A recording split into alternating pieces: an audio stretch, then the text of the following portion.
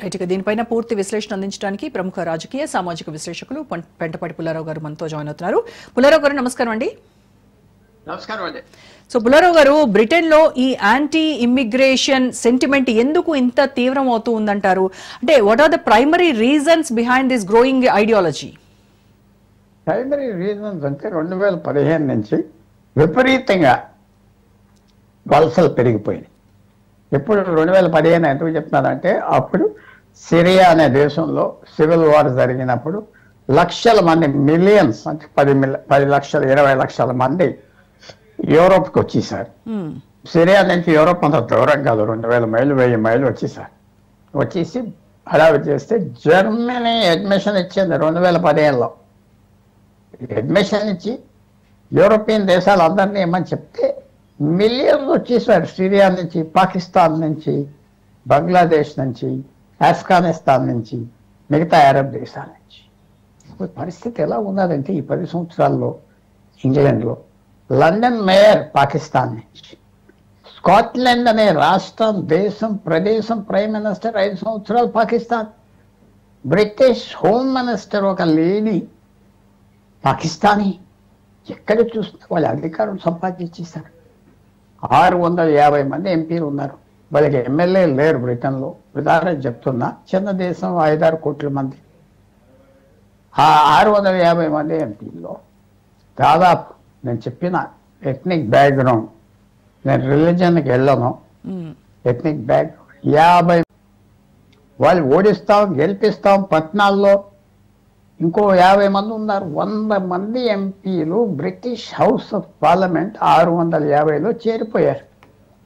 వాళ్ళు చెప్పింది చేయాలి, లేకపోతే గవర్నమెంట్ అని పరదోసేస్తారు. లేబర్ గవర్నమెంట్ పర్టిక్యులర్గా ఇప్పుడున్న లేబర్ గవర్నమెంట్ వాళ్ళు ఏం చేస్తున్నారంటే ఇంకా జనం వాళ్ళ దేశాల నుంచి రప్పిస్తున్నారు, వాళ్ళకి వీసాలు ఇచ్చేస్తున్నారు, వాళ్ళకి పర్మనెంట్ రెసిడెన్సీ ఇచ్చేస్తున్నారు. ఇదంతా కళ్యాణంగా బ్రిటన్లో జరిగింది. సో అందువల్ల అదే కాకుండా వాళ్ళు పడవల మీద, బోట్స్ మీద వచ్చేసి బ్రిటన్లోకి వస్తే రోజుకి 1000 మంది వస్తున్నారు. చిన్న దేశం. ఆ 1000 మంది వస్తే బ్రిటిష్ కూడా కొన్ని దేశాలు 1951లో అసైలం లా అని ఒప్పుకున్నారు. యునైటెడ్ నేషన్ అసైలం అంటే ఎవరైనా అసలైనమా ఫ్రీడమ్ కోసం మేము వచ్చాం మీ దేశానికి, మాకు స్థలం ఇవ్వాలి, దాక్కుంటాం, ఎవరు చంపేస్తున్నారు ఆ దేశానికి ఇవ్వాలి. వాళ్ళకి అసైలం ఇవ్వగానే వాళ్ళకి తిండి పెట్టాలి, ఉద్యోగం ఇవ్వాలి, ఉండటానికి ఇల్లు ఇవ్వాలి, డబ్బులు ఇవ్వాలి వాళ్ళకి, వాళ్ళ రూప ప్రకారంగా. సో శుభ్రంగా లక్షల మంది వచ్చి దిగిపోయి బ్రిటన్ని ఇష్టారాజ్యంగా చేస్తున్నారు. వాళ్ళు షరియా ఇక్కడ పెట్టాలి, అది పెట్టాలి, పట్టణాల్లో కంట్రోల్ చేస్తున్నారు, పల్లెటూరులో లేరు.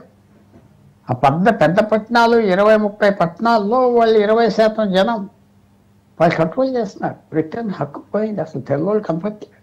న్యాచురల్గా వాళ్ళకి బాధ వచ్చింది కదా, బాధ వచ్చింది.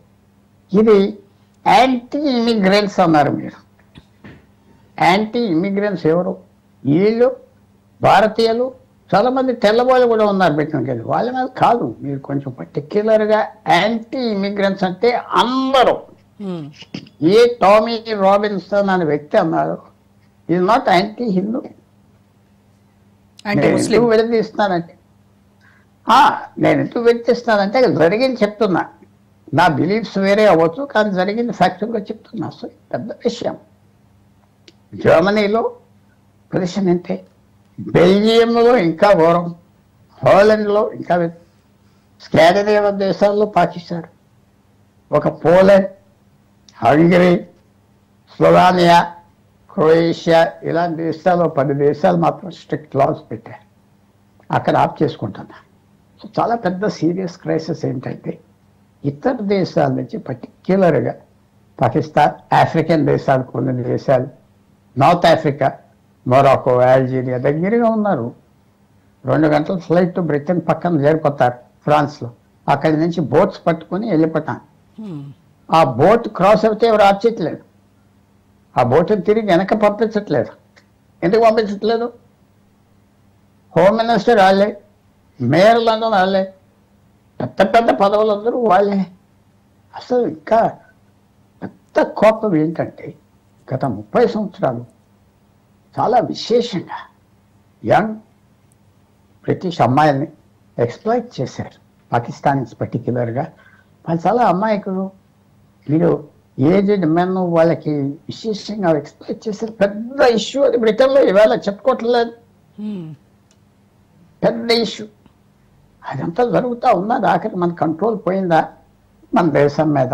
వాళ్ళు మీటింగ్ పెట్టారు. దీని తర్వాత ఏమవుతుంది? ఏం అవ్వదు. ఏం చేస్తారు? వాళ్ళని చంపేస్తారా, తోసేస్తారా పదవులు ఎక్కించి? ఏమైనా చేయగలిగితే ఫ్యూచర్లో కొద్దిగా టైటన్ చేస్తా. ఇప్పుడు లండన్ మేయర్ సాదిక్ ఖాన్, వాడిని దింపలేరే, వాడు అక్కడే ఉంటున్నారు. పోలీస్ వాడి కింద, పోలీస్ వాడి కంట్రోల్ కింద, హౌసింగ్ వాడి కంట్రోల్ కింద. ఆ ఫండ్స్ అన్ని వాడు ఇష్టం వచ్చినట్టుగా ఖర్చు పెడుతున్నారు.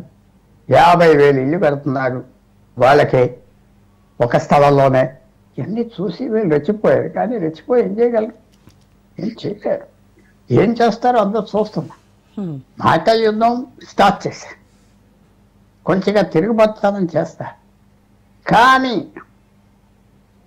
వాళ్ళు ఆల్రెడీ ఓడిపోయారని నేను భావిస్తున్నా తెలుగు. ఎందుకంటే వాళ్ళ బర్త్ రేట్ చాలా తక్కువ, 1% ఉంటే మిగతా వాళ్ళది 2%. అలాగే సిటీస్ కంట్రోల్ చేస్తే సరిపడుతుంది.